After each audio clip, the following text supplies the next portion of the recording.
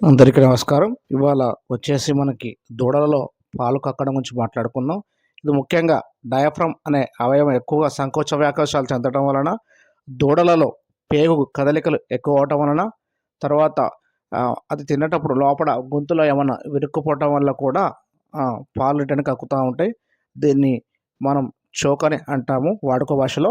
నోటిలో ఏమన్నా ఉందా లేదా అని చూడటం కోసం ఫస్ట్ దూడకి 10 ml లిక్విడ్ పారాఫిన్ పోసి, తర్వాత పైపుని లోపలికి ప్రవేశింపజేసి, నోటిలో ఏమన్నా ఉందా లేదా అని చూసిన తర్వాత ట్రీట్మెంట్ వచ్చేసి సిక్విల్ ఇంజెక్షన్ 0.5 యూనిట్స్ యాంటీబయాటిక్ అంటారు. అంటే వామిటింగ్ కాకుండా ట్రైబివెట్, జీట్, ఆక్సీ 50, anti acids tablets ranitidine, pantoprazole, omeprazole tablets 4 భాగాలు చేసి అందులో ఒక భాగం వేయాలి. తర్వాత వచ్చేసి సోడా బైకార్బోనేట్ ఉప్పు దొరుకుతుంది, అది 20 గ్రాములు తినిపించాలి. ఈ మొత్తం ట్రీట్మెంట్ కూడా మీ దగ్గరలో ఉన్న వెటర్నరీ డాక్టర్ గారు సంప్రదించి చేస్తే ఇంకా చాలా మంచిది. తర్వాత వచ్చేసి జాగ్రత్తలు: తక్కువ పరిమాణంలో ఉన్న పాలు తాగనివ్వాలి. పాలు తాగిన వెంటనే స్వేచ్ఛగా పరిగెత్తనివ్వాలి. Thank you so much.